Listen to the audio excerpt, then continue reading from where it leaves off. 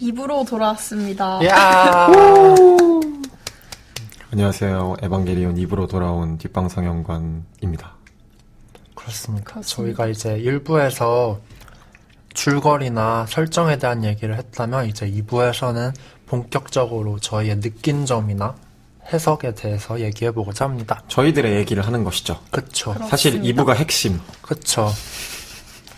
1부는 왜 이렇게 신났지? 1부는 저희가 아니어도 할 수 있지만 2부는 저희의 생각은 저희밖에 모르니까 근데 1부가 더 재생수가 많고 이러면 좀 그럼 뭐 어쩔 수 어쩔 없죠. 수 없지. 어쩔 수 없죠. AT 필드죠 뭐. 저희 AT 필드가 두꺼워지겠죠. 적용을 잘하는데.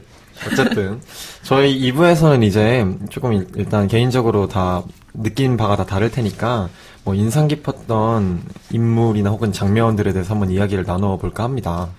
근데 이것도 헷갈리니까 TV랑 252판을 저희가 중점적으로 얘기할 거고 서파큐는 좀 이런 얘기들이 끝나고 나서 좀 해볼까 해요. 서파큐는 저희 나중에 2020년에 한 번 더 하죠.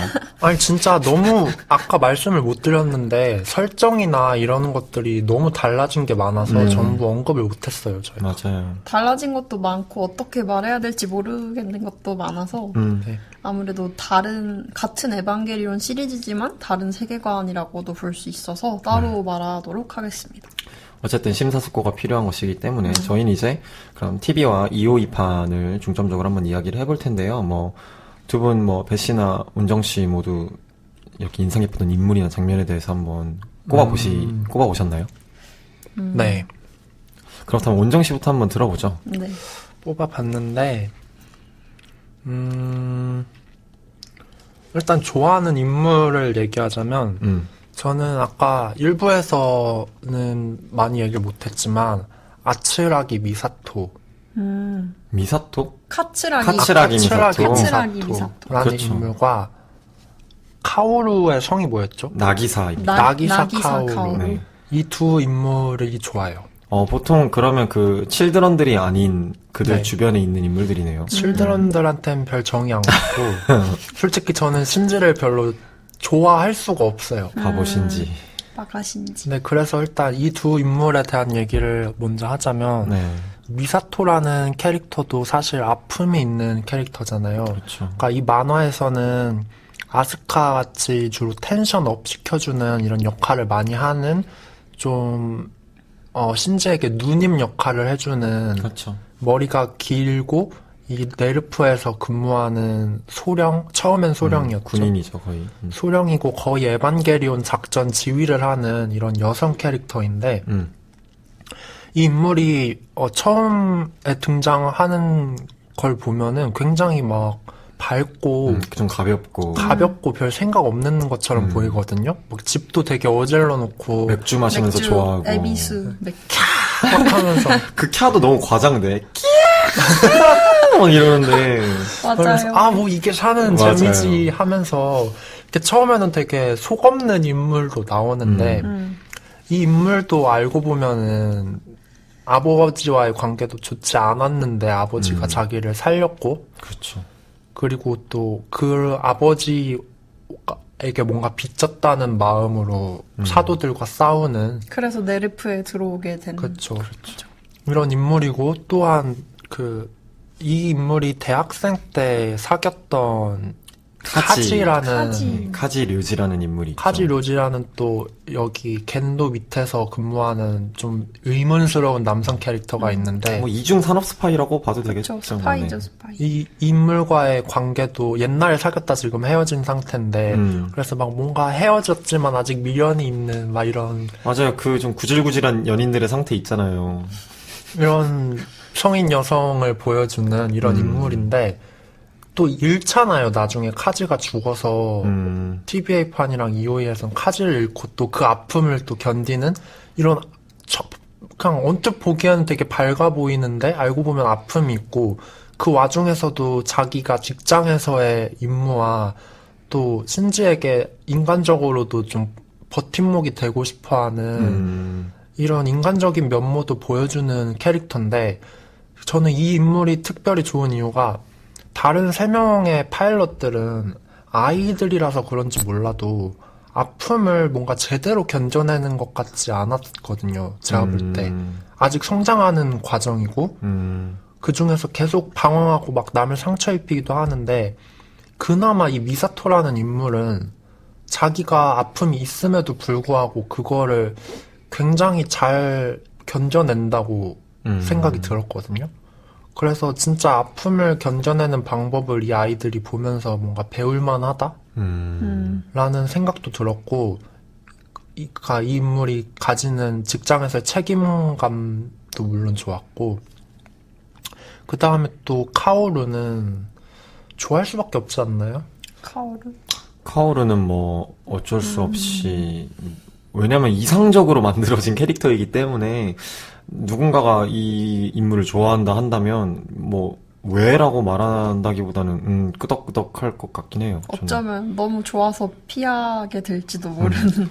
그쵸. 일단 은발에 외모도 굉장히 잘생겼고 뭔가 미소년 느낌의 얄쌍한 이런 느낌인데 모든 거에 통달한 듯한 말과 목소리도 굉장히 좋잖아요. 그리고 입꼬리도 살짝 올라가 있고 항상 좀 미소를 띠고 다 있고 안다는 듯이. 그리고 머리카락 이렇게 쓱 날리고. 머리카락 이렇게 샤르르 날리면서 꼭 그리고 막 혼자 있는 상황에서는 뭐 어떤 호수 한가운데에 있다거나 달빛 비치는 데 있다거나 새벽에 산책을 한다든지. 딱 그런 느낌, 좋아하는 느낌 있잖아요. 그래서 이 인물을 여기 극에서도 신지가 당연히 또 좋아하게 되는데 신지하게 해주는 말도 참 명대사가 있죠. 신지한테. 명대사 한번 해주세요. 해주세요. 제가요? 후배 씨가 해주세요. 나는 널 만나기 위해서 태어난 것일지도 몰라. 라는 식으로 말을 하는데, 이게 근데 진짜 최고의 명대사고, 큐에서도 이 대사가 좀 변형돼서 등장하기도 하죠. 근데 이거는 당시에 TV판에서는 조금 이렇게 추측성으로 말을 한다면, 그 큐에서는 굉장히 확언을 하죠. 나는 너를 만나기 위해서 태어났어. 라는 식으로 얘기를 하면서, 뭔가 태도 변화도 이제 안노가 얘기를 했나 생각도 하고요. 그러니까 이렇게 모든 걸 잘하고 똑똑하고 모든 걸 알고 음악도 좋아하고. 또 거기다가 피아노도 엄청 잘 치고. 만약 내가 신지에게 감정이입을 한다면 이렇게 완벽한 존재가 또 나를 좋아하고 지지해 준대. 그러면 이 인물을 어떻게 싫어할 수가 있겠어요? 하긴 사실 신지는 자기의 존재의 이유를 잘 찾지 못하는 와중에 카오루는 신지 자체를 그 존재 자체만으로 사랑해주던 사람이기 그렇죠. 때문에 그 존재 자체를 축하해주는 그렇죠. 사람이었죠, 카오루는. 끌릴 수밖에 없는 존재죠. 그래서 이런 카오루라는 인물을 되게 좋아했던 것 같아요. 너무 완벽하고 너무 이상적이어서. 완벽을 바라나요? 온정은? 뭐 어차피 만화 속 인물이니까 뭐 현실에선 이런 인물 잘 없죠. 살짝 지금 동공 흔들렸네. 이런 인물이랑 친구하고 싶다. 신지처럼 얼굴을 붉힐 것 같은데. 그거 누구라도 그러지 않을까요? 온정과 함께 피아노를 치는 카오루. 미안해요. 더 안 할게요. 다른 분들은 어떤 인물이 좋으셨나요? 저는 인물을 좋아하기보다는 장면을 꼽고 싶은데요. TV판에서 초기에 타고 있는 신지가 카오루를 죽이는 장면이에요. 지금 방금 카오루가 좋다고 말씀하셨는데 저도 카오루 좋고요. 근데 그 장면이 너무 좋았어서 아마 25화였죠? 그렇죠. 그랬을 거예요. 카오루 사실 사도죠. 카오루는 사실 마지막 사도는 인간이고 그 전 사도에 근데 카오루한테 부여된 이름이 있어요. 천사의 이름이 타브리스라고. 타브리스. 예, 원래 뭐 무엇을 관장하는 천사가 있는데 카오루가 가진 타브리스라는 이름의 천사는 자유의지를 관장하는 천사라고 한대요. 뭔가 좀 이어지는 것 같죠. 네, 그래서 날 그렇게 좋아해주던 카오루가 알고 보니 사도였고 네르프에서는 카오루를 사도로 인식하고 그 초호기에 탄 신지가 사도인 카오루를 없애게 해요. 그래서 신지는 엄청난 갈등을 하죠. 카오루를 이렇게 초호기에 탄 손으로 움켜잡고 한동안 화면이 말 그대로 정지를 해요. 저도 처음 그거 봤을 때 저는 오류난 줄 알고 왜 다음 거 안 넘어가지 이랬는데 근데 분명히 음악은 흐르고 맞아요. 있어요. 근데 그 순간 그 느낌이 화면에서 거대한 에반게리온 초호기가 엄청나게 작은 카오루를 잡고 있고 그 순간 엄청난 고민들이 밀려 들어와요. 그러니까 거기서 말은 하지 않거든요. 신지도 말하지 않고 뭐 음악만 흐르고 있고 정지 화면이고 근데 그 순간 그 1분 정도였죠. 그쵸. 한 1분 정도 동안 그 장면만. 그 장면만 보여주는데 그때 그걸 보는 관객이 어떻게 생각을 하게 되냐면 신지가 하고 있는 고민들을 진짜로 물리적인 시간 속에서 하게 되는 거예요. 그쵸. 그 비어진 공백을 관객 자체가 신지의 생각으로 채워놓게 된다는 게 네. 너무 대단한 경험이었던 것 같고. 그렇죠. 그래서 그 장면 동안 저도 홀린 듯이 그 장면을 보고 있었고 카오루를 죽여야 하나? 아닌가? 말아야 그리고 하나? 뭐 신지는 뭐지 나는 뭐지 이런 생각을 계속 하게 됐었던 것 같아요. 그 장면이 너무나 강렬했었고 근데 사실 숨겨진 비화가 그렇죠. 있죠. 에반게리온 TV판이 제작비가 상당히 타이트했대요. 네. 그래서 그 초반부에 거의 제작비를 거의 다 쓰고 그렇죠. 후반부에는 뭐 같은 장면을 여러 번 쓴다든지 아니면 정지화면을 써서 어떤 그냥 연출력으로 좀 프레임을 늘리고 네. 시간을 채워야 되니까. 그리고 소위 복붙도 참 많았고. 네. 그래서 그거를 제작비의 한계로 그 정지화면을 쓴 것도 있고 또 그게 의도된 연출일 수도 있죠. 그렇죠. 저는 근데 의도가 없다고 보진 않거든요. 물론 네. 배씨도 아까 의도가 있을 거라고 생각은 했고 분명 아무리 그래도 제작비가 없으니까 이렇게 1분 동안 이걸 때워야지 이거보다는 제작비가 없어서 이런 방향을 택하긴 했지만 이것도 충분히 우리의 메시지를 잘 전달해 줄 수 있을 것 같은데 라는 식으로 아마 생각을 했던 거라고 저는 이렇게 포장을 해봅니다. 반복하는 장면들도 굉장히 인상 깊었잖아요. 그 맞아요. 미사토가 맨날 맥주를 마시면서 키아 소리와 내려놓는 장면도 그 계속 장면도 있고 음악도 똑같이 빠바밤 빰빠바바밤 빠바밤 그것도 반복되고 특히 아스카가 정신오염 당했을 때 그 어린 시절의 이런 이미지와 함께 뭐 놀이터에 갔다가 뭐 여기저기 이런 이미지들의 변형과 반복이 되는 부분이 있잖아요. 네, 그 아스카가 나를 봐줘. 하면서 뭐 자신의 이렇게 속옷 같은 거를 보여준다거나 아니면은 뭐 찬스 하는 부분도 있고 그것들이 계속 반복이 되는데 한 대여섯 번 반복이 되는데 맞아요. 그건 역시 뭐 물론 이런 제작비 절감의 그런 이유도 있겠지만 그렇게 솔직히 정신 상태가 반복된다는 것이 주는 새로운 그런 오묘한 느낌? 정말 뭔가 섬뜩한 느낌이 있잖아요. 네. 나한테 원래 트라우마가 있다는 건 계속 반복이 된다는 뜻이니까, 삶을 살아가면서. 그런 것들이 아마 현대인들은 충분히 되게 공감할 수 있을 만한 장면들이 아닌지, 저는 뭐, 제한적인 연출비 내에서 아주 효과적인 방법을 택했다고 생각을 합니다. 그래서 그런 반복되는 장면을 통해서 실제로 그 인물의 정신 안으로 들어가는 느낌을 줬다고 맞아요. 생각하고, 또 그 정지화면도 상당히 충격적인 실제 관객에게 그 신지의 시간을 주는 혹은 신지 밖의 시간을 주는 그런 느낌 정말 대단하다고 생각하고 그런 제작비의 한계로 연출의 창의성이 탄생하게 된 그런 엄청난 장면이었다고 생각해요. 네, 저도 되게 감탄하면서 봤던 기억이 나요. 그런 거 보면서 역시 장인은 도구 탓을 하지 않죠. 탓을 하지 않는구나. 어떻게든 한번. 근데 물론 그것 때문에 스트레스와 엄청난 짜증이 붙었겠지만 여전히 그렇게 대단한 퀄리티의 작품을 만들어낼 수 있다는 게 너무 놀라웠고. 아니 그러면 은정 씨도 한번 장면 얘기를 해야 되지 않나요? 저는 후배 씨가 말씀하셨던 아스카 정신오염 당하고 나서의 이런 아스카가 혼란 속에서 보는 이미지들이 굉장히 인상 깊었는데, 그러니까 감독이 진짜 아스카를 괴롭히려고 그쵸. 작정을 하는 느낌이었어요. 나도 동감이야 이거는. 진짜. 그러니까 유난히 아스카의 정신오염 장면을 그렇게 집요하고 길게 계속 보여주거든요. 맞아요. 근데 그걸 너무 잘 만들었어, 연출을. 그니까.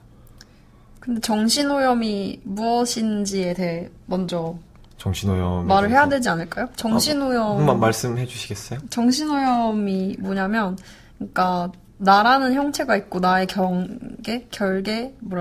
경계가 있잖아요.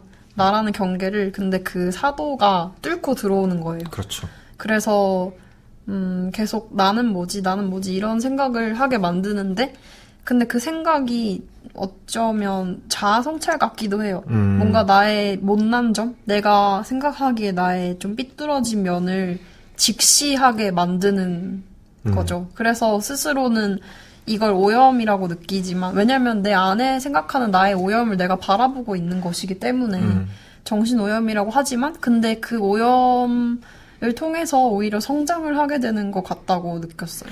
근데 저는 오염은 맞다고 느끼는 게 아무리 성장을 위해서라도 하지만 그렇게 본인이 트라우마를 느끼는 부분을 계속해서 그 부분만 보게 하잖아요. 근데 그거는 진짜 사도의 공격이니까. 그렇죠. 오염이라고 할 수 있는 건 당연한 것이 왜냐면은 데이터 상에도 잡히잖아요. 그게 패턴이 오염이 되고 있다는 네. 상황이.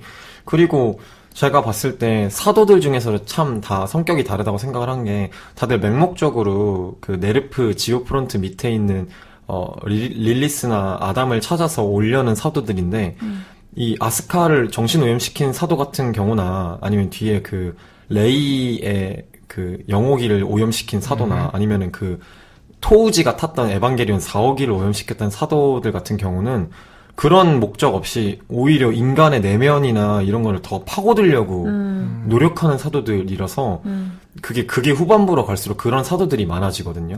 그러니까 맹목적인 것보단 인간을 더 오염시켜 보려는 그런 사도가 나타나는데 그 아까 말씀드렸던 사도는 아라엘이란 천사예요.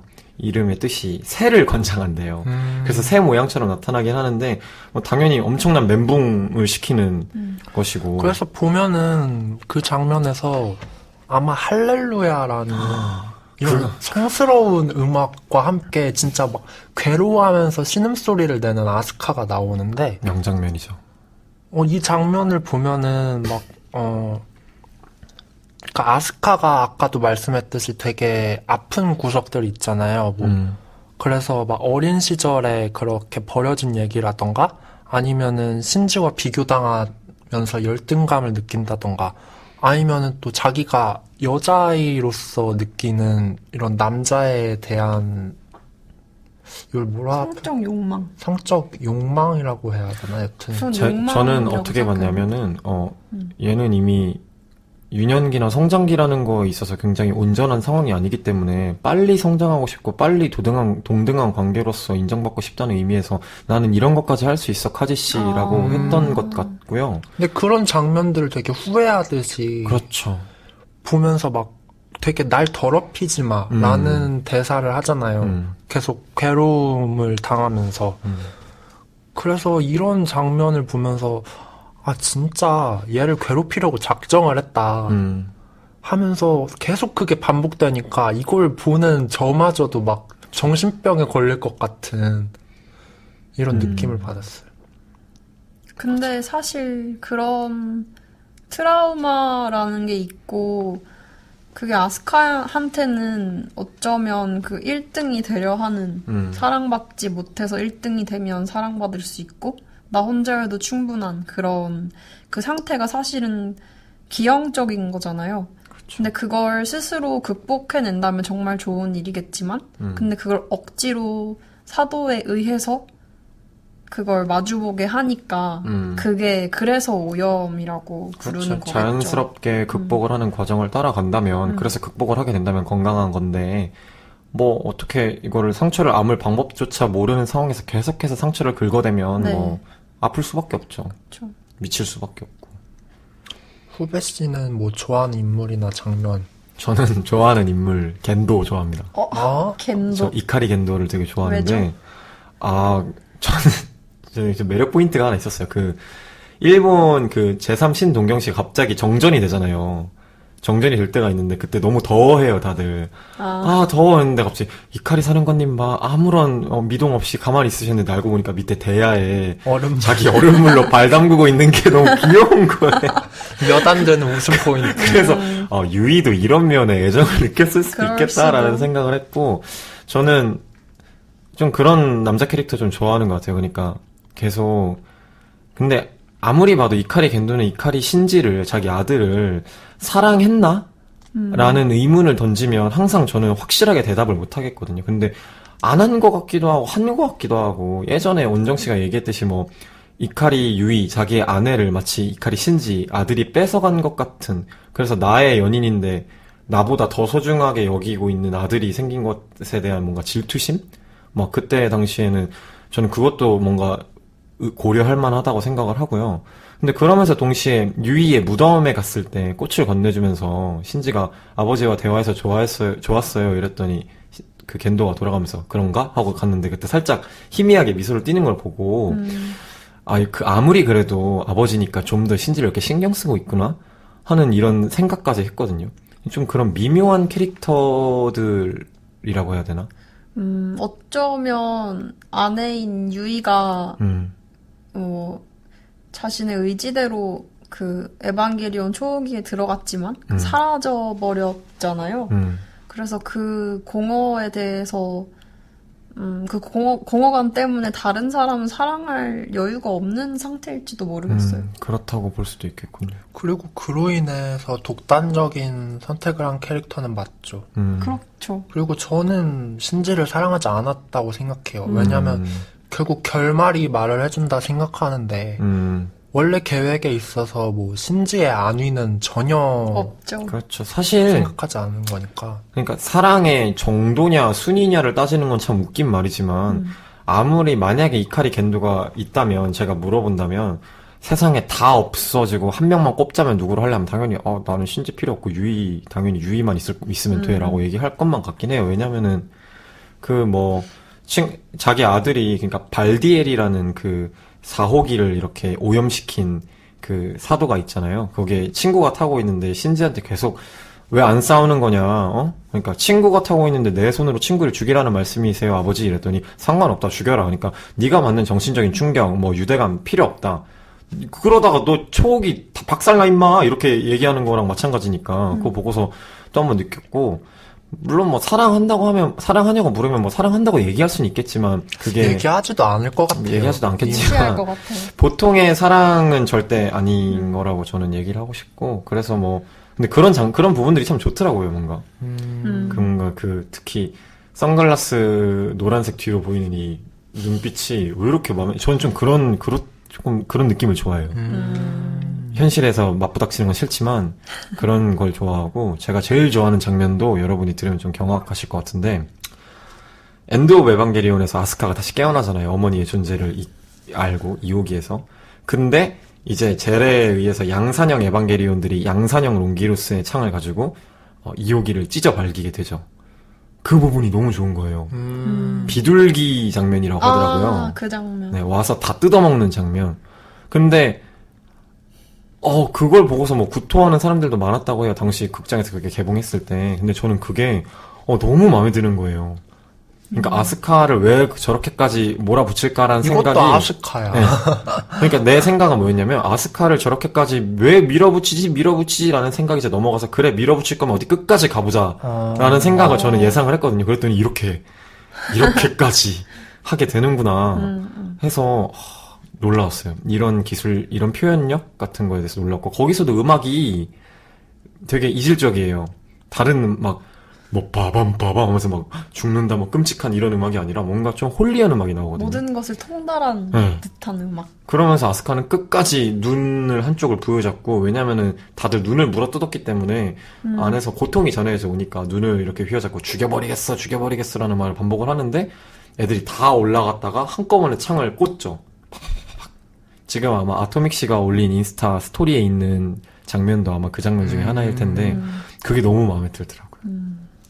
결국 오만하게 기어오르면 죽어라는 느낌으로 그런 거 참 좋았습니다. 그러면 저희가 이제 좋아하는 인물이나 장면에 대한 얘기를 해봤는데 이 영화 아까 이호이까지를 관통하는 이런 메시지에 대해서도 얘기를 해봤으면 좋겠어요. 가장 메시지는 근데 여러 가지를 찾을 수가 있잖아요. 근데 개인적으로 뽑고 싶은 아주 에반게리온 하면 누군가가 한 줄 평을 해달라, 주제를 얘기해달라 하면 꼽고 싶을 만한 것들이 있는지 서로 한번 얘기해볼까요? 그러니까 저는 이 모든 이야기를 제 방식으로 좀 간략하게 정리를 하자면 그냥 마음을 열지 못하는 소년이었던 신지가 성장하는 과정으로 그냥 바로 요약이 된다고 생각하는데 저는 아까 약간 웃음이 나왔다고 말한 그 장면 있잖아요. 에이티필드 얘기하는. 에이티필드는 사실 사람이 가진 마음이 벽이야.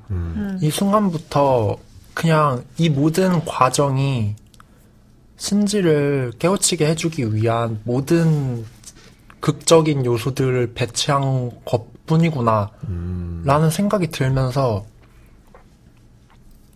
제가 옛날에 얼마 전에 킬링 디어 얘기할 때도 말을 한 적이 있는데 그때도 되게 모든 게 자기적이라고 말을 했잖아요. 그쵸. 그래서 자기적이어서 갑자기 뭔가 인물들의 감정이입을 못하겠고 어떤 일이 일어나도 뭐 어쩔 수 없지란 마음이 들었다고 말을 한 적이 있는데 여기서도 약간 비슷한 느낌으로 이 모든 극적인 설정들과 줄거리들이 모두 신지라는 한 소년만을 위한 이야기구나 라는 생각이 드는 순간 그 순간부터 솔직히 좀 앞으로 어떻게 될까라는 호기심은 좀 사라진 것 같아요. 저는 계속 궁금해하면서 에반게리온을 본 것 같아요. 의미심장하게 던져주는 단서 같은 것들이 있잖아요. 그렇죠. 에이티필드는 뭐고, 에바는 뭐고, 레이는 도대체 뭐지? 이렇게 계속 질문하면서 에반게리온을 봤었던 것 같고, 그리고 또 어떤 되게 오피셜한 단서들이 있잖아요. 비밀문서? 그쵸. 기밀문서 같은 거, 그런 거에서 뭐, 안노 히데아키 감독이 직접 말한 것도 있지만, 근데 그가 창작하고 또 방금 후배 씨가 아니고, 온정 씨가 말씀한 것처럼 이 모든 것이 결국 신지를 위한 이야기였나? 이렇게 생각을 할 수도 있고, 실제로 TV판 뭐 엔딩까지는 그런 느낌을 주지만, 근데 이미 그 작가의 손을 떠났다고 생각해요. 이미 던져주고 있는 떡밥들이 상당히 많고 파보고 싶은 그런 요소들도 많고 해석의 여지도 정말 많기 때문에 의도는 뭐 이미 뭐 의도가 뭔지는 구체적으로 모르겠지만 근데 보는 감상자의 몫이라고 느꼈어요. 사실 창작물 이런 것들이 이제 창작자의 손을 떠나고 나면 사실은 독자나 청취자들의 몫이긴 하죠. 그렇죠. 그렇군요. 다른 분들은 뭐 어떤 메시지나 느낌을 받았나요? 전체적인 느낌? 저는 아무래도 이 에반게리온을 관통하는 이야기는 뭐 신극장판에서는 이제 별 그런 얘기 없어진 것 같긴 하지만 에이티필드 아까 계속 우리가 말했지만 에이티필드가 제일 핵심이라고 저는 봐요. 에이티필드 같은 것을 통해서 우리가 형태를 유지하고 있다는 점, 뭐 이런 것들이 사실은 그리고 마음의 벽이고 그것들을 통해서 우리가 원래 하나가 되고 싶어하는 마음과 서로 떨어지고 싶어하는 마음 두 가지가 공존하게 돼서 그 모든 갈등이 인간 사회의 갈등으로 번지고 있다는 점, 이 점을 그래서 저는 신지의 성장 과정을 뭐라고 해야 될까 이입을 하고 나도 그렇게 될 수 있겠다는 생각도 하겠지만. 그것보다는 차라리 저는 에이티필드를 통해서 세상을 해석하는 것, 그게 너무 신선하고 좋아서 거기에 너무 매료가 된 거예요. 예를 들어서 성관계를 맺는 것도 유일하게 하나가 될 수 있는 방식이라는 식으로 설정집에 나와 있는데 근데 이렇게 반문할 수도 있잖아요. 마음이 없는데도 그냥 성관계를 하는 사람들도 있지 않느냐. 그런 것들은 뭐 어떻게 설명하는 거냐 하니까 그게 아니라 일단은 그 순간만이라도 서로가 원하고 그러니까 억지로 하는 거 말고 그냥 억지로 성관계를 맺는 거 말고 마음은 없을지라도 서로가 합의하에 성관계를 맺을 때도 있잖아요. 근데 그럴 때는 그저 뭐라고 해야 될까? 그 순간에는 서로를 영혼은 원하지 않더라도 육체는 원하고 있다라는 식으로 설명을 하고 있더라고요. 근데 그런 식으로 인간 사회에 있는 일들을 자기가 설정한 만화의 세계관만으로도 충분히 커버를 할 수 있다는 사실에 너무 놀라웠고 저는 뭔가 동감을 해요. 그 플라톤의 뭐 영혼이나 육체가 분리되어 있다는 사상 자체를 그렇게 신봉하는 편은 아니지만 예를 들어서 저는 가끔 카톡 같은 걸 하다 보면 사람들이 많이 카톡을 하면 참 좋아해요. 근데 그러다가도 답장하는 경우가 이렇게까지 내가 답장을 신경 써야 되나? 나는 나로서 내 시간을 운영하고 싶은데 할 때도 있고. 근데 그런 미묘한 지점이 뭔가 에이티필드로 설명이 되는 것 같은 거예요.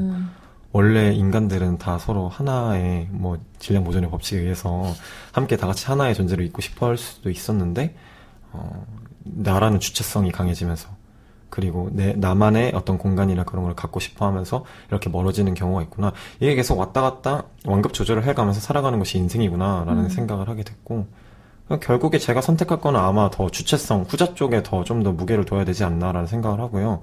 그걸 통해서 너무 마음을 닫아버리면 문제가 되고, 너무 열어버리면 또 내가 없어지고. 그래서 저는 뭐라고 해야 될까? 저번 그 아이 오리진스인가? 그거 얘기할 때도 그랬지만, 사람 살아가는 데 있어서 여러 가지 렌즈가 있는데 한 가지 극단적으로만 선택해서는 안 되겠다. 역시 적당히 내 주체성을 갖고 이때 마음을 열고 있어야겠구나라는 삶의 태도를 다시 한번 확인해준 그런 애니메이션으로서 저는 생각을 하고 있습니다. 근데 저도 에반게리온에서 지금 후배 씨는 AT 필드를 메인으로 꼽으셨는데 저는 에바에 탄다는 것에 대해서 얘기를 하고 싶어요. 에바에 탄다는 게 저는 왜 사냐는 것, 왜 에바에 타는 결국 왜 사니? 라고 물어보는 것과 같다고 느꼈어요. 이 에반게리온 세계관 자체가 무의미한, 그러니까 불완전하고, 의미 없는 삶을 사는 그런 존재들로부터 시작이 되는 거잖아요.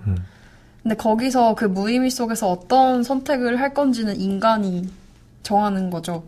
근데 거기서 그 무의미의 의미를 받아들이지 않고 그걸 없애려고 하는 게 바로 젤의 인류 보완 계획이고 그걸 그 인간의 상태를 받아들이고 그래서 결국엔 그냥 그 상태대로 상처를 입고 또 주고 또 사랑도 하면서 살아가고자 하는 게 신지의 그쵸. 최종 선택인데 그래서 저는 그 선택을 다루는 게 좋았어요. 에바의 왜 타라고 생각했을 때 신지는 처음에 에바에 타게 된 건 사람이 태어나듯이 선택해서 태어나는 게 아니듯이 에바에 타는 것도 선택해서 탄 게 아니었고 어떤 의무감에 의해서 타게 된 거였죠. 처음에는 레이의 다친 모습을 보고 그렇죠. 그래서 또 이후에는 내가 타는 이유는 칭찬을 받기 위해서 에바에 타는 것일까 생각을 하고 난 결국엔 아무것도 하기 싫다.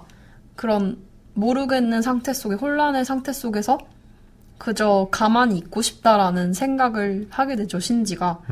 근데 결국에는 타게 되는데 근데 그 타게 될 때 그 이유에 대해서는 정확히 설명을 하지 않는데 그래도 어찌됐든 잘 모르겠지만 계속 살아가려는 그런 신지의 마음이 느껴졌었어요. 그리고 에바의 왜 타니라는 질문을 하는 사람도 있구나. 라는 말을 누군가 했었던 것 같은데 그 인물 중에서 근데 에바에 타는 아이들은 뭔가 고민을 항상 하고 있어요. 에바에 타는 신지 그리고 아스카 모두들 나의 존재 이유에 대해서 생각을 하고 에바가 없으면 나의 존재는 사라지는 걸까? 이런 생각을 하지만 결국에는 에바가 없어도 너 그 자체로 의미가 있다라는 걸 알려주고 싶어하는 것 같다고 느꼈거든요. 이 에반게리온이. 그래서 보는 내내 이 TV판 얘기를 하자면 TV판의 메시지가 그렇듯이 나에게 갇혀있으면 나라는 존재, 내가 태어난 이유에 대해서 생각하면 솔직히 아무 이유가 없고 그냥 툭 떨어진 거예요. 그냥 마치 까미가 말하는 실존주의 뭐 푸코처럼 푸코가 아닌가? 실존주의 사르트르? 사르트르 푸코는 구조주의군요. 네. 아까 그 인물들의 이름 관련해서 근데 지금 일단 네. 이 얘기부터 하고 싶은데 그래서 그냥 툭 떨어진 그 삶에서 넌 어떻게 살 거니? 라고 묻는 것 같죠. 에바의 메탄. 에반게리온의 메시지가 궁극적으로는 또 까미의 시지프 신화와도 좀 연관이 되는 것처럼 계속 돌을 굴려서 올라가는 인생이 뭐가 의미가 있겠느냐라는 네. 식으로 누군가가 즉 에바의 왜 타냐라는 식으로 물어본다면 거기에 대한 질문을 찾아가는 과정이나 답을 내놓는 것이 아마 에반게리온의 말이자 까미가 했던 메시지와도 이렇게 일맥상통이 되는 것일 수도 있겠죠. 그렇죠. 그 운명이나 이론으로는 알 수 없이 행동해야지만 내 안에서 나와야지만 알 수 있는 것들을 알려주고 있는 것 같아요. 삶의 목적이 내가 아니라 다른 것에 있다는 건 참 슬픈 일이죠. 그게 없어지면 나도 이제 살 수가 없는 거니까. 근데 이런 메시지 관련해서 그러면 아까 말했던 결말에 대해서도 얘기를 해보자면 저는 TVA 극장판 결말보다는 이오이의 결말이 훨씬 마음에 들었거든요. 그러니까 TVA는 그러니까 이런 메시지 아까 말했듯이 뭐 좀 더 성장하고 남들과 더 부딪혀 보기도 하고 너의 삶의 의미를 스스로 찾아봐라 하는 이런 걸 찾아서 오메데토라고 칭찬을 받고 이렇게 딱 끝나는데 이오이에서는 약간 다르잖아요. 그러니까 남겨진 아스카와 신지가 있는데 아마 신지는 제 생각에 이런 이제 마음가짐을 가지고 아스카에게 다가갔던 것 같은데 또 아스카가 거부를 하잖아요. 그래서 저는 이 거부했던 사실이 좋은 게 왜냐하면은 이런 희망적인 메시지가 분명 좋긴 하지만 사실 현실에서 그게 또 마음대로 되지가 않잖아요. 그래서 그런 거를 압축적으로 보여준 게 이 마무리라고 생각을 해서 그러니까 신지가 그래서 또 다시 절망을 하고 세계를 멸망시키다고 마음을 먹을 수도 있는데 또 아스카가 따뜻한 손길 한번 건네주니까 또 거기서 죽이기를 포기하는 것처럼 그런 마음을 가지고 있음에도 불구하고 인간이 아직도 얼마나 나약하고 서로를 이해하지 못할지도 모른다는 이런 반대급부적인 메시지도 충분히 주고 있다고 생각을 해서 저는 이 결말이 되게 좋았어요. 그쵸. 근데 제가 생각하는 희망은 그런 소위 말하는 좀 약하고 악한 모습을 없애는 게 아니고 그 모든 걸 안고 가는 그런 게 희망이라고 생각해요. 그러니까 어차피 신지 혼자 남아있거나 다 같이 LCL로 환원이 됐으면 아무런 갈등이나 뭐 존재 간의 구분 같은 것도 없이 그냥 정말 행복하고 화합이 일어난 아주 이상적인 상황일 텐데 그럼에도 불구하고 작가가 결말에 아스카와 신지를 남겨두었다고 하는 것은 그럼에도 인간이 현재 모습의 상태로 유지되면서 살아가는 이 삶을 응원하고 지지한다라는 식의 메시지가 아마 내포되어 있지 않나 그쵸. 라고 배씨가 말하고 싶은 것 같네요. 거기에 맞아요. 플러스 제가 말한 건 이오이에서는 그럼에도 불구하고 그게 쉽진 그치. 않을 거다 거의 뭐 뒤집기 한 판을 지금 왔다 갔다 하면서 라는 말을 한 것 같아서 저는 그러니까 마냥 응원하지도 않으면서 마냥 비관적으로 보지도 않는 좀 그런 중도적인 입장이 아닐까라는 생각을 하네요. 두 분 얘기를 한번 이렇게 만약에 합쳐서 얘기를 해본다면. 근데 제가 말하고자 하는 건 그 모든 걸 안고 있는 거예요. 그러니까 진짜 희망은 그러니까 거짓된 희망이라고 생각해요. 만약에 그 온정 씨가 말한 그런 어떤 이상적인 저는 그 오메데토 엔딩이 약간 그런 거짓된 희망이라고 생각했어요. 아 그래요? 그냥 응원하는 거 아니었나요? 아무튼 그런 그냥 세계의 어떤 우리가 보는 세계의 모습이 있잖아요. 근데 그런 걸 무시하고 자기 머릿속에서만 있는 이상만을 보여준다면 그건 거짓이고 말 그대로 그냥 더러운 거, 추한 거, 그리고 선한 거, 아름다운 거 모든 걸 그냥 딱 있는 그대로 보여준 상태에서 나아가려고 하는 그런 게 희망이라고 생각하고 그런 걸 에반게리온이 보여주고 있다고 생각해요. 뭐 진짜 제목은 에반게리온이지만 현대인들한테는 거의 뭐 이런 얘기를 하고 있을 때는 에반게리온이라는 거는 사실 하나의 장치에 불과하다고 생각이 드네요. 근데 여러분은 이거 보고 제가 얘기하고 싶었던 건 근데 이 에반게리온에 좀 성적인 요소들이 좀 나오잖아요. 그런 네. 것들에 어떻게 좀 불편하거나 아니면 뭐 어떻게 생각했다 이런 게 있나요? 예를 들면 뭐 성적이라고 생각하는 장면들이 한번 말씀해 주시겠어요? 어디쯤? 그러니까 뭐 미사토와 그 카지 씨가 뭐 잠자리를 가졌다는 말을 들었을 때 막 주변 인물들이 되게 얼굴을 붉힌다거나 뭐 샤워 장면이라거나 아니면 레이의 나체 아스카도 자주 나오고 아스카도 굉장히 뭐 가슴이라던가 이런 것들이 노출되는 장면이나 뭐 강조되는 클로즈업 혹은 막 그걸 또 신지가 보면서 얼굴을 계속 붉혀하고 이런 장면들이 나오기도 하는데, 그러니까 저는 이것들을 다 어떻게 봤냐면은 아까 그 에이티필드 얘기 이후로 그냥 이 모든 걸 저는 신지를 위한 무대로 모두 봤기 때문에, 그러니까 이런 것들도 그냥 다 신지의 관점에서, 신지는 사춘기 소년이니까 신지의 관점에서 봤을 때는 이런 사실 모든 거의 주변 인물들과 성적으로 좀 얽히잖아요. 막 미사토 씨하고도 아무 사이 아닌데도 막 친구들이 막 그래서 넌 좋겠다라든지 막 뭐 어떻냐 막 이런 말을 묻는 걸로 봐서, 그런 렌즈로 좀 여성들을 바라보는 그런 시각이 다 신지를 위주로 이 모든 거를 짜놓은 판이기 때문에 그렇지 않았나라는 생각을 해봤어요, 전. 근데 그런 신지의 생각도 있지만 감독 스스로 그런 걸 나타내면서 뭔가 에반게리온 마지막 끝날 때 항상 편 끝날 때 서비스 이런 말을 하는데, 그런 장면들이 전 서비스 씬들이라고 생각하거든요. 그래서 그게 좀 약간 관객을 끌어모으려는 의도도 분명히 있었다고 생각하고, 신지의 성장기 소년의 모습을 나타내려고 그런 장면들을 넣었을 수도 있지만, 근데 소위 서비스 씬이라고 말하는 걸 안 하면서 그걸 표현하는 방법은 없었을까? 분명히 있었을 것 같거든요. 그래서 이거는 좀 제 생각엔 양보하기 힘든 부분 같아요.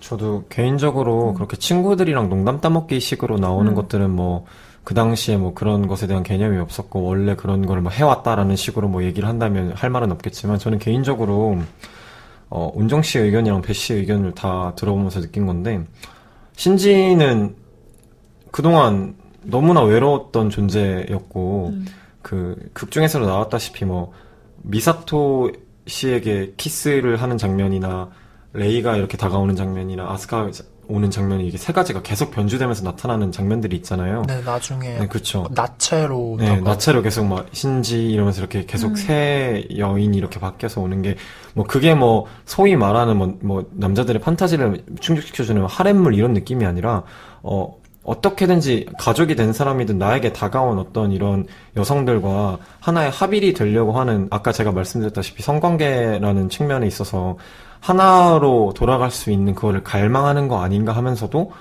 다가가지 못하고 있는 신지의 그런 것들을 좀 뭔가 표현하려는 장치라고 생각을 처음에는 했거든요. 나중에 보면 미사토가 너무 힘들어서 울고 있음에도 그거를 딱 보고서 위로도 해주지 않고, 아스카에 대해서 어떤 위로도 해주지 않고, 그냥 도망치는 것밖에 하지 않는 신지가, 거기서부터 그거조차에 저는 에이티필드로 인한 갈등이라고 생각을 했어요. 그래서 뭐 미사토는 완전히 연애 감정이라고 할 수는 없겠지만 가족이자 뭔가 여자로서 이렇게 대하려는 신지의 마음들이 계속 나타나고 있는 것 같고, 레이나 뭐 아스카 같은 경우는 또래 동급생이면서 같이 힘든 상황을 이끌어 나가고 있는 동료 의식에서 나타나면서 동시에 또 여자고, 그렇기 때문에 하나의 합일에 대한 의지가 그런 식으로 계속 나타나는 게 아닌가라는 생각을 했거든요. 성적인 장면을 가지고. 근데 그 앞에 나온 것들 있잖아요. 뭐 토우지나 다른 애들이 되게 예쁘고 뭐 세련됐고 같이 살아서 좋겠네, 이런 거는 뭐 저는 충분히 없어도 되는 장면이라고 생각하긴 합니다.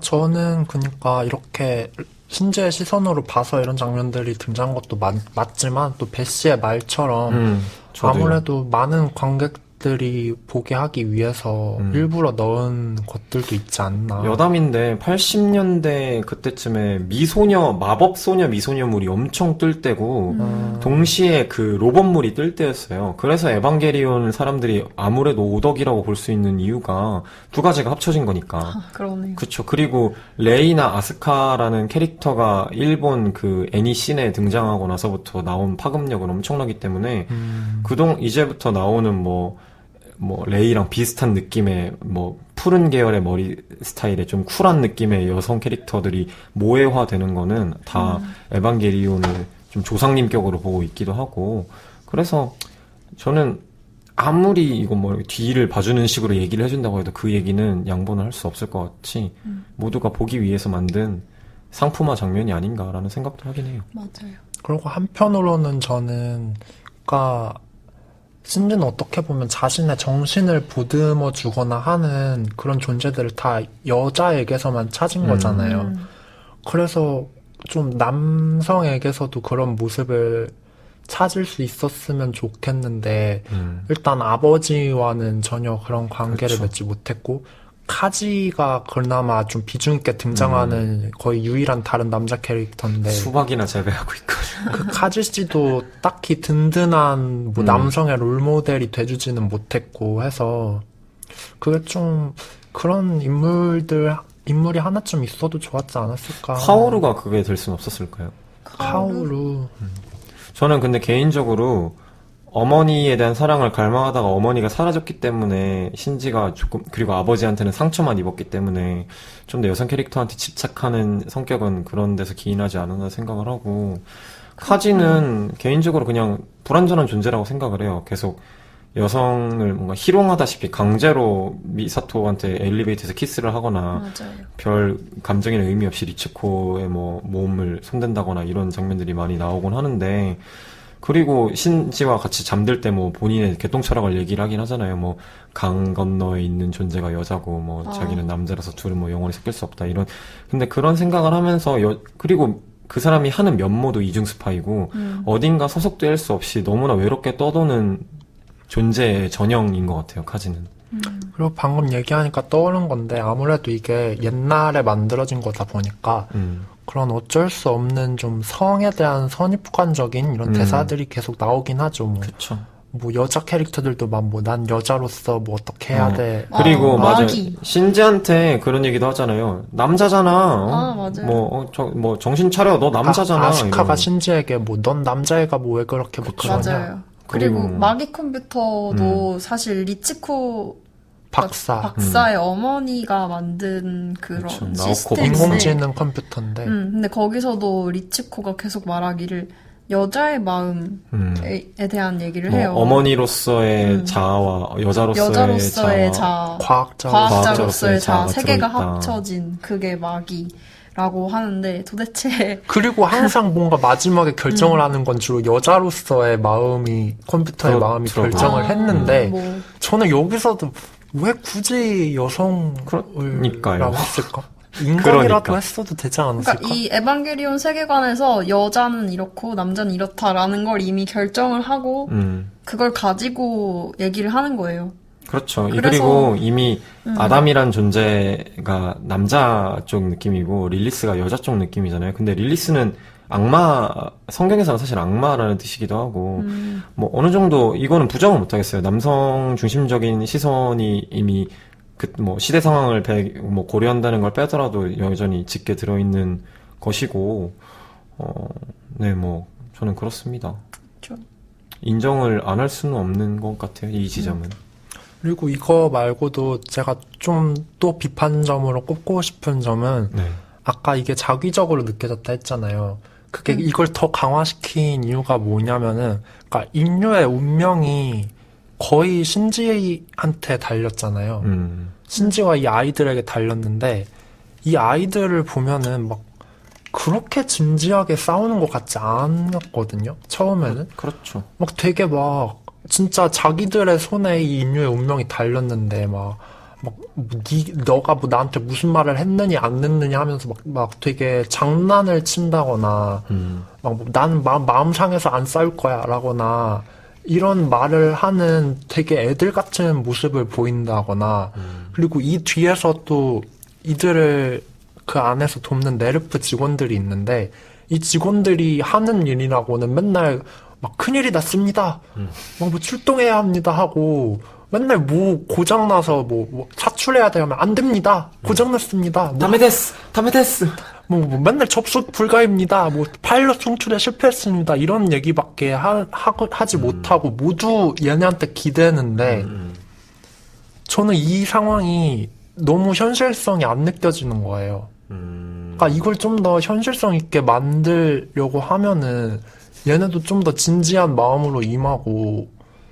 근데 애들이 그렇게 할 수 있을까요? 이미 모든 어머니도 잃고 너무나 힘든 상황에서 얘네들한테 모든 인류의 희망이 걸려 있다는 식으로 아무리 얘기를 해봤자 얘네들은 어쩌라고 힘들어 죽겠는데 어차피 그리고 니네 나 없으면 세계도 못 구하잖아. 뭐 그냥 너무 어린 나이에 무언가를 짊어지고 고민하고 사유하기에는 중2 정도 되는 애들이 제가 요즘 고1짜리만 과외하면서도 느끼는 건데 정말 많은 생각들을 하면서 그것들을 감당할 수 없어 해요. 저도 그랬는지 모르겠지만 그래서 그걸 보면서 저는 온정 씨의 지적도 일리가 있다고 생각을 하거든요. 그리고 그게 저희가 에반게리온을 조금 특출나는 그 작품으로 봐서 그렇지 다른 용자물들에 다 그렇게 나오긴 하거든요. 그쵸. 막 그냥 키도 그러니까 얼마 어린 아이가 어린 소년이 뭐 세계를 구하는 데 있어서 뭐 세카이게라고도 그렇죠. 그런 거를 구하는 데 있어서 그 소년들이 굉장한 뭐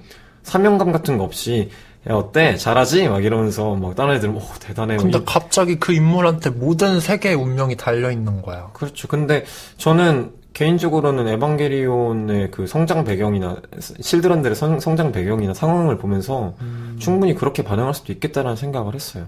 근데 저도 후배 씨가 아니고 온정 씨는 현실적이지 않다고 느끼셨다고 했잖아요. 근데 저는 이게 보여주고 싶은 현실이 다른 거라고 생각하거든요.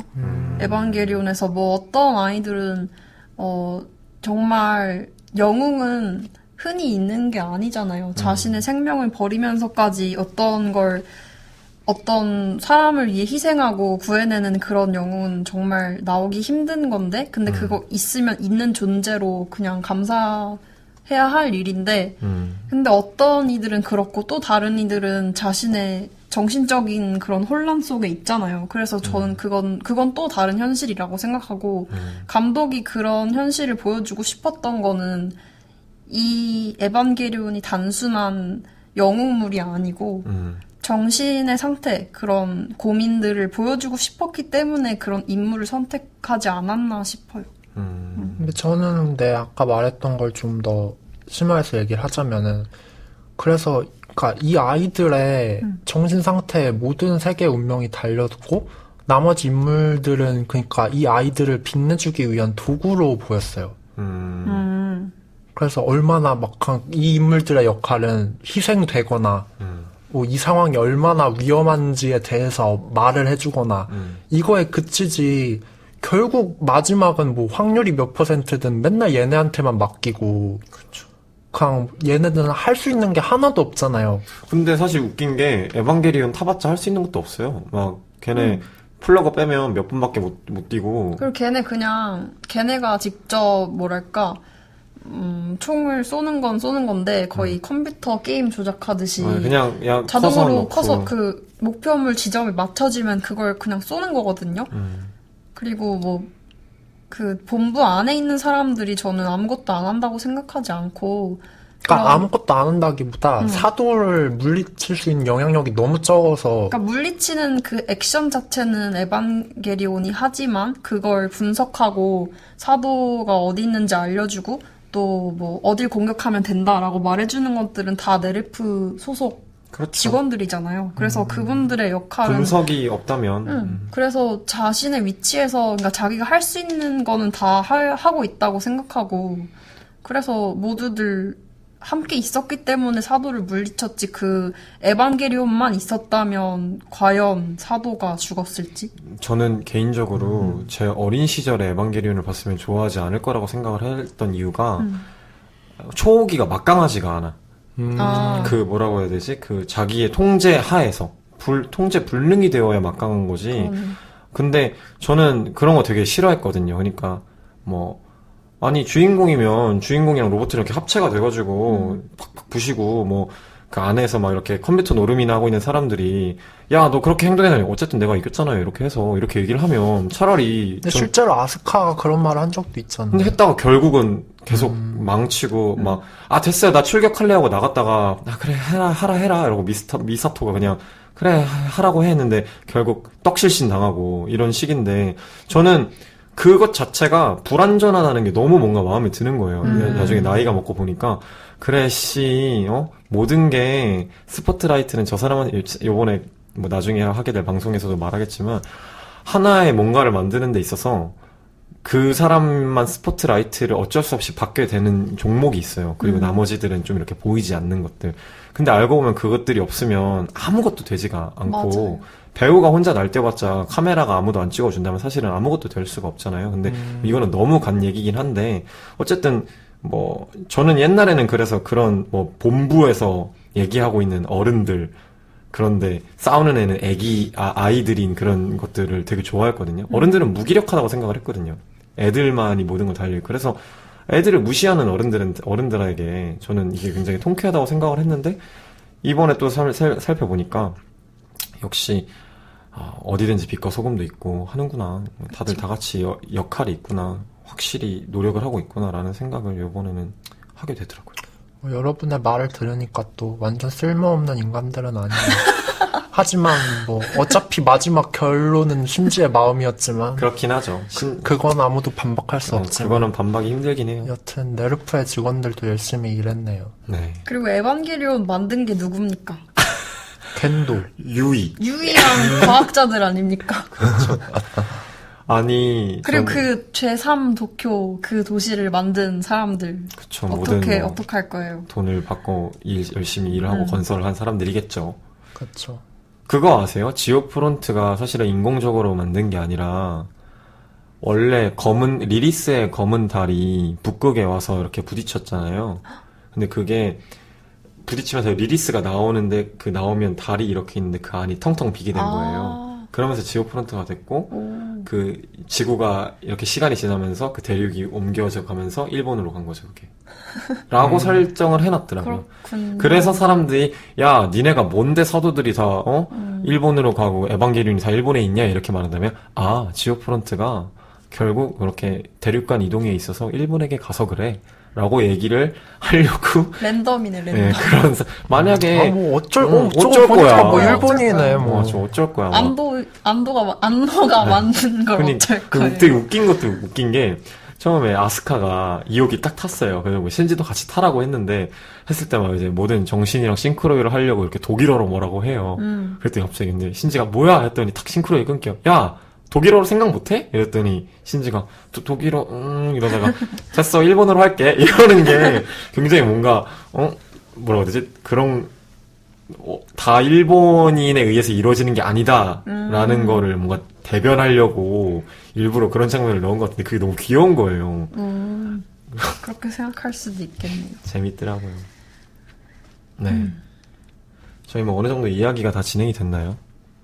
그리고 마지막으로 하고 싶은 얘기가 신지랑 레이의 이름에 대해서 얘기를 하고 싶은 게 이카리 겐도가 유이랑 결혼을 하고 유이가 아이를 임신을 했을 때 만약에 우리 아이가 여자아이면 레이라고 이름을 짓고 남자아이면 신지라고 이름을 짓고 싶다라고 얘기를 한 거예요. 근데 저는 에반게리온을 보면서 이건 제 해석인데 뭐 다른 글들이 있을 수 있지만 전 아직 찾아보지는 못했고요. 신지라는 게 믿다라는 뜻이고 신지로 레가 0이잖아요. 일본어로. 그래서 그 제로의 상태에서 무의미로 끝날 수 있지만 거기서 어떤 믿음 아니면 가치관을 가지고 새롭게 뭔가를 만들어낼 수 있다라는 그 두 가지의 극단이 신지와 레이라고 생각을 했거든요. 그래서 레이를 보면 레이는 항상 무의미함 속에 있는 것 같아요. 그렇죠. 레이는 좋아한다는 게 뭔지 모르고 뭐 바다, 물, 땅 이런 물리적인 것들의 그런 순수한 속성 그것에만 뭐 생각을 가지고 있는 것 같고 반면 신지는 정말 복잡한 인간이잖아요. 그래서 그 0에서 태어난 어떤 인간의 의미를 생각하게 하는 레이와 신지 이름의 의미에 대해서 그런 뜻이 있는 것 같아요. 저는 개인적으로 생각하기에 레이는 인위적으로 태어나 버린 존재잖아요. 그러니까 인간에 의해서 원래는 없던 존재인데 어찌됐든 생명을 부여받은 존재잖아요. 근데 전 그게 참 무책임하다고 생각을 했어요.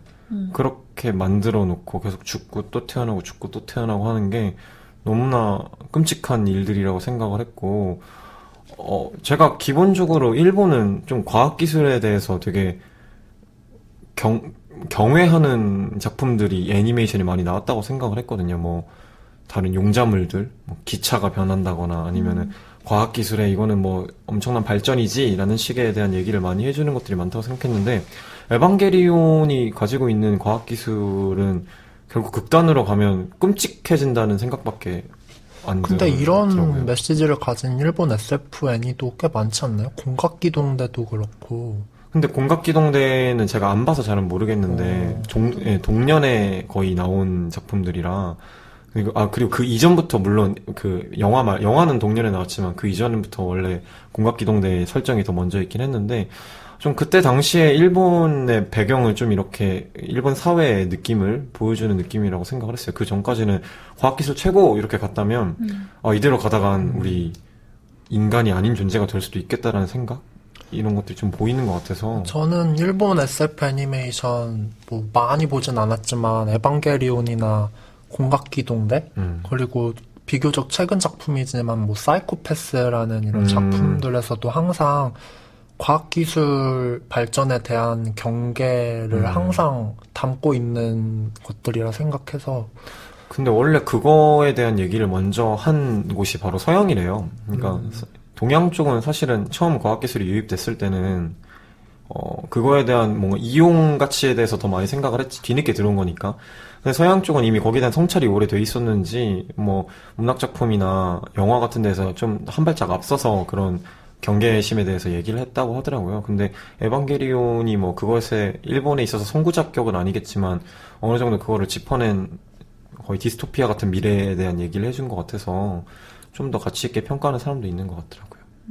사실 기술이라는 건 신념이 어떤지에 따라서 이용되는 방법이 다르잖아요. 그래서 어떤 사람이 그 기술을 쥐고 있는지 그게 중요한 것 같아요. 그리고 저는 이 에반게리온 시리즈에 쓰인 음악에 대해서도 꼭 얘기를 하고 싶은데, 일단 오프닝 음악 너무 좋잖아요. 아까 잔혹한 천사의 태제. 그것도 가사도 의미심장하고 약간 맞아요. 희망찬 분위기에 그 노래도 분명 좋지만 TV판의 엔딩은 Fly Me to the Moon 이라는 노래를 변주하고 각각 좀 다른 가수분들이 부른 이런 노래인데 직접 성우들이 불렀죠. 네. 근데 이게 한 13화? 26화 뭐 이런 식으로 딱딱 나눠지나가 좀 헷갈리긴 하는데 처음에는 아야나미 레이를 만나고 나서는 아야나미 레이의 분위기에 맞게 약간 달빛이 있고 차가운 느낌. 차갑고 백색의 달과 함께 처량하고 좀 정적으로 변주를 해서 불러요. 맞아요. 약간 조용한 느낌의 성대모사 오늘은 없나요? 이렇게 하다가 아스카가 등장한 이후에는 바뀌어요. 또 엔딩곡이 이번에는 좀 재즈풍의 좀 흥겨운 맞아요. 느낌의 Fly Me to the Moon으로 바뀌거든요. 그래서 이렇게 그리고 나중 가면 이번엔 둘이 같이 부르는 맞아요. 이렇게 바뀌는 이런 오프닝 곡과 엔딩 곡도 좋았고 또 애니메이션 속에 삽입되는 것 중에 매미 소리가 엄청 많이 들려요.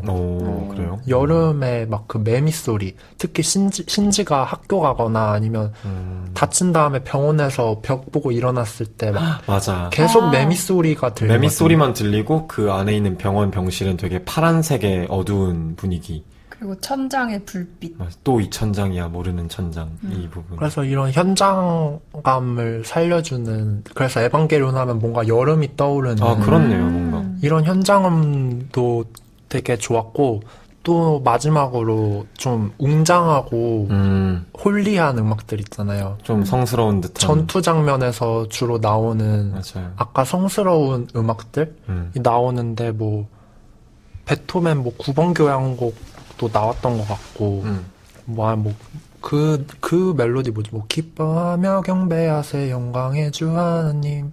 그건 몰라요. 뭐든 이런 음악도 등장하고 되게 그래서 웅장하고 그 결투 장면이 진짜 지구의 존망을 걸고 있다는 그런 느낌을 주는. 아니면은 정말 끔찍한 장면인데 되게 이질적으로 맞아. 아까 그 성스럽게 아스카가 보이잖아요. 당하는 그쵸? 이런 장면에서도 일부러 이런 상반되는 음악을 써서 저는 이 에반게리온이 정말 영리하게 유대교와 기독교에 있는 모든 요소들을 너무나 적확하게 잘 버무렸다라는 생각을 해서 그 아까 그 지금 은정 씨가 말한 성스러운 음악, 웅장한 음악에 대해 관련해서도 음악도 그렇게 썼다면 모든 이런 연출에 있어서 세세하게 특히 이름들 종교적인 느낌. 그쵸 그런 색채가 되게 강하고 롱기누스의 창 뭐 이런 거 아니면은 천사 이름을 따온 것도 그렇고. 뭐 천사의 이름들도 다 뭐를 관장하는지에 따라서 그 생김새도 그렇게 바뀌고 오마주도 되게 많이 했대요. 그 예를 들면 이호기가 처음 등장할 때 바다에서 등장하는 사도가 원래는 조스를 오마주한 거라고 조스를 이렇게 격퇴하는 그런 과정이 낚시를 통해서 결국은 격퇴를 하고 조스 입 안에서 뭐가 터지는 걸로 끝난다는데 그 장면에 그 에피소드에서도 똑같이 그렇게 이루어지고 좀 그런 식으로 아주 찾아보면 찾아볼수록 정말 많은 공이 들어갔다는 그리고 거를 뭐 폭발하는 잔상이나 아니면은 뭐 에반게리온이 봉인되는 데나 이럴 때도 십자가 모양이 되게 많이 등장하고 맞아요. 터질 때 미사토도 항상 십자가 목걸이를 하고 다니고 그렇죠. 그리고 아빠가 줬다는 피 묻은 목걸이를 계속 그래서 말은 못했지만 좀 종교적인 요소들도 굉장히 많이 녹아 있는 것 같아요. 그렇죠. 그 뭐라고 해야 되죠? 엔드 오브 에반게리온쯤에 마지막쯤에 이렇게 합쳐져가지고 하나의 이렇게 십자가 모양이 되는 게 있잖아요. 이렇게 에바 초호기가 네. 천사의 날개. 그게 바로 생명의 나무가 되는 건데 그게 그 제1시조민족이 경계한 바로 신이 되어가는 과정 중에 하나거든요. 네, 그리고 그거를 잘 보면 잘 기억은 안 나는데 유대교에서 말을 했던 그런 성스러운 나무라는 게 있대요. 저도 지금 옛날에 찾아보긴 했는데 그게 막 그건가요? 강철의 연금술사에 네, 맞아요. 나오는 네. 그 나무 보면 세피로스인가? 맞아요. 맞나? 그런 비슷한 뭐 되게 막 이런 걸 다룬 만화에서 되게 자주 등장하는 맞아요. 어쨌든 그런 나무도 다 가져와서 설정에 사용하고 거기에 이렇게 배치를 한 걸로 봐서 아마 그 분야에 있어서는 굉장한 뭐라고 해야 될까 조사와 아니면 방대한 양을 이렇게 적용을 시킨 게 아닌가 해서 되게 놀랍더라고요. 그만큼 공을 들였다는 예니입니다. 뭐 더 얘기하고 싶으신 거 있나요?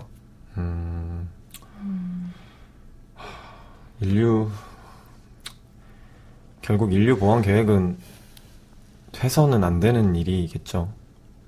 다들 싸그리 어쨌든 인류 보안 계획은 곧 서드 임팩트니까. 그걸 왜 네르프가 선택합니까? 그렇죠. 각자 선택해야죠. 본인들이 다 각자 원해서 민주적인 투표로 투표든 뭐든 2020년쯤이면 원하는 사람들만 자기 삶인데 그렇죠. 왜 내가 잘 살고 있는데 이 터전을 네르프가 파괴하려고 네르프가 아니고 그 제레가 파괴하려고 합니까? 그렇죠. 그게 맞는 거. 어차피 그게 궁극적인 메시지인 것 같기도 하고요. 저희 진짜 이번에 올해 근데 저희 서파큐는 저희 2020년에 네, 새로 녹음을 해서 더 탄탄한 이런 설명으로 에반게리온은 이미 그 TV판이랑 EOE는 여기서 했으니까 그때는 오로지 서파큐만 다루는 걸로 기약 없는 기약을 하며 재탕 3탕을 하도록 하겠습니다. 서파큐는 뭔가 제가 재밌게 봤던 포인트를 드리자면 이 많은 분량을 어떻게 세련되고 중요한 부분만 남기고 편집할 것인가를 되게 중점으로 보아도 되게 재밌어요. 그리고 어떻게 변주를 했지만 똑같은 메시지를 주려고 노력했나. 그렇죠. 이런 것도 보면 되게 재밌었습니다. 작화도 엄청 발전했고요. 그렇죠. 심지어 큐는 지브리 스튜디오와 함께한 작품이죠. 큐에서도 그리고 신지가 정신착란 같은 걸 겪는 되게 흔들리고 막 환청을 듣는 장면이 있는데 이것도 굉장히 좋았습니다. 그놈의 신지는 언제 행복할 수 없어. 신지 좋아할 수가 없는 캐릭터 같아요. 저도 좋아하진 않는데 응원은 합니다. 신지. 저도 응원합니다. 어딘가 나 같은 모습도 있는 것 같아서 그렇죠. 네, 응원을 하고 저희 이제 슬슬 마무리할까요? 이쯤 돼서. 마무리할까요? 네. 저희 오랜만이 아니지. 처음으로 이렇게, 아무도 얘기하지 않았던 그런, 에반게리온을 사실 영화 카테고리에 넣기가 좀 애매한 면도 있죠. 영화가 있긴 하지만. 근데 다른 팟캐스트에서 많이 하긴 했더라고요. 아, 그래요? 그래요? 네. 뭐, 그렇다면, 뭐, 유니크함이 좀 없어지는 것 같긴 한데. 좋아서 하는 거니까요. 저희가 좋아서 녹음을 했고, 뭐. 저희가 뭐 그런 거 생각하고 하나요? 저희가 좋아하니까 하는 거지. 어쨌든, 이런 정규 방송이 아닌 특집으로 편성된 에반게리온 방송. 네, 오늘 이렇게 한번 마무리를 하려고 합니다. 다들 어떠셨나요? 저는 에반게리온을 주변에 좋아하는 분들이 상당히 많아서 오. 꼭 보고 싶었거든요. 네. 그래서 사실은 여름방학이 시작하자마자 마치 아까 온정 씨가 말했던 매미 소리 들리는 여름 배경처럼 그 여름에 에반게리온을 봤어요. 3일 안에 TV 시리즈를 몰아서 보고 대단해. 거의 페인은 아닌데 아무튼 뭐 그때 비슷한 집 느낌. 나와서 빌딩 봤는데 사돈 줄 아, 알았다고. 약간 고척돔 지날 때 엄청 거대하잖아요. 그래서 시도다! 시도 와 이런 생각도 하고 뭐 그거는 패턴 아오! 비밀이고요. 뭐 비밀인데 다 말해. 그런 상당히 재밌고요. 한번 경험해볼 만한 세계관이라고 생각해요. 저는 고등학교 친구 몇 명 빼고는 에반게리온에 대해서 진지하게 말할 사람이 사실 한 명도 없었거든요. 근데 여기서 이렇게 마음껏 제가 알고 있는 것, 그리고 알고 싶었던 것들에 대해서, 얘기하고 싶었던 것들에 대해서 정말 자유롭게 얘기를 하니까, 뭔가 채증 내려가는 것 같고, 기분 좋고, 이런 특집 좀 자주 했으면 좋겠어요. 뭐, 다른 분들이 어떻게 생각할지 모르겠지만, 제가 대화하고 싶어 하는 것들에 대해서 자주 이렇게 특집을 한번 만들어서 얘기를 하면 좋겠습니다. 네.